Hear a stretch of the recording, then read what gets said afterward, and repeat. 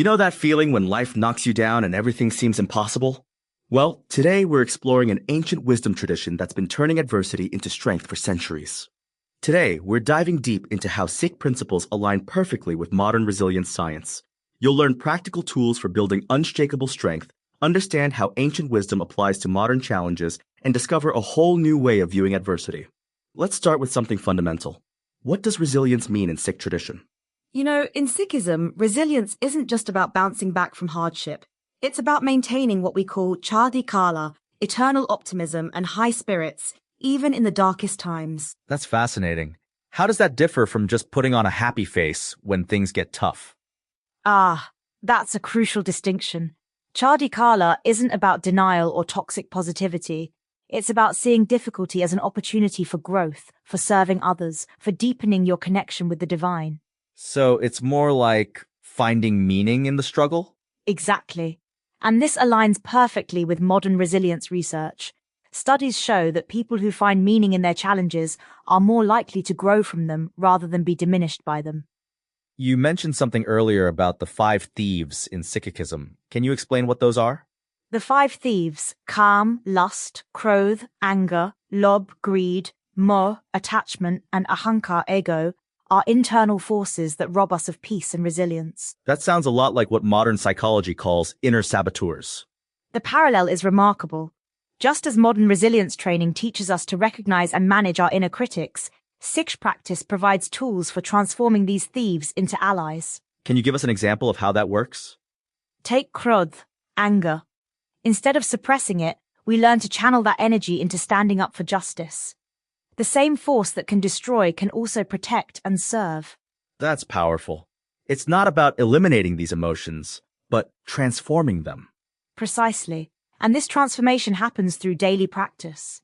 In Sikhism, we have nitnem, daily prayers and rituals that build this capacity over time. Tell us more about these daily practices. How do they build resilience? Well, take Japji Sahib, our morning prayer. It's not just words, it's a daily reminder of our values, our purpose, our connection to something larger than ourselves.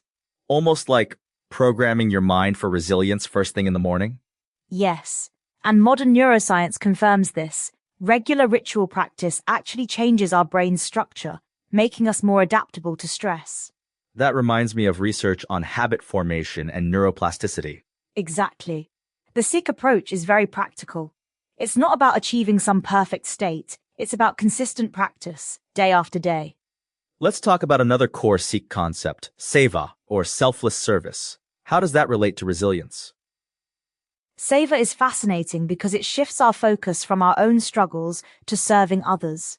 When we help others, we often find our own problems become more manageable. That's counterintuitive. When we're struggling, our instinct is usually to focus on ourselves. And yet research shows that helping others reduces stress, increases well-being, and builds social connections, all crucial for resilience. Can you share a historical example of this principle in action? Consider Guru Tegh Bahadur Ji, who sacrificed his life defending the religious freedom of Hindus, people of a different faith. That's Seva at its most profound. That's incredible dedication to serving others. It illustrates a key point about resilience. It's not just about personal survival. It's about standing up for what's right, even at great personal cost. Let's talk about another concept, Miri Piri. What's that about? Miri Piri represents the balance of temporal and spiritual power. It teaches that true resilience requires both practical strength and spiritual groundedness.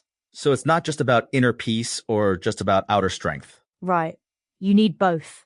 Modern resilience research confirms this. The most resilient people combine practical skills with a strong sense of meaning and purpose. How does this play out in daily life? Think of it like this. Miri helps you handle practical challenges, while Piri gives you the wisdom to know which challenges are worth taking on. That's really interesting. It's about discernment as much as strength. Exactly. And this brings us to another important concept, Sant Sipahi, the saint soldier ideal. Tell us more about that. A Sant Sipahi combines compassion with courage, gentleness with strength. It's about being tough enough to face challenges, but soft enough to remain human. That sounds like emotional intelligence combined with mental toughness. Precisely. Modern leadership research emphasizes this same combination. You need both emotional awareness and the strength to take decisive action. Let's talk about the role of community in building resilience. How does Sangat fit in? Sangat, the community, is crucial. In Sikhism, we recognize that resilience isn't just individual. We grow stronger together, supporting each other through challenges. That aligns with research on social support and resilience, doesn't it? Absolutely. Studies consistently show that strong social connections are one of the best predictors of resilience in facing adversity. How does this work in practice? Think of Langar, our community kitchen. Everyone sits together, eats together, serves together. It creates bonds that help us weather any storm. So resilience is built into the very structure of the community. Yes, and it's reciprocal. As you receive support, you're also giving it. This creates a powerful cycle of collective resilience. Let's talk about handling setbacks. How does Sikh wisdom address failure? In Sikhism, we see setbacks through the lens of hukam, divine will. This doesn't mean passive acceptance, but understanding that challenges have purpose. How is that different from just saying everything happens for a reason? It's more active. We accept what we can't control while taking responsibility for our response. It's about finding the opportunity within the obstacle.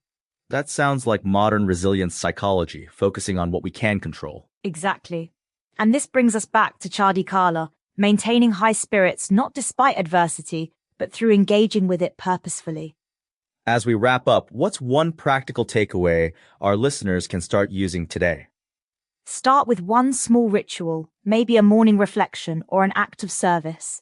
Build your resilience muscle gradually, consistently, day by day. And remember to balance inner work with outer action?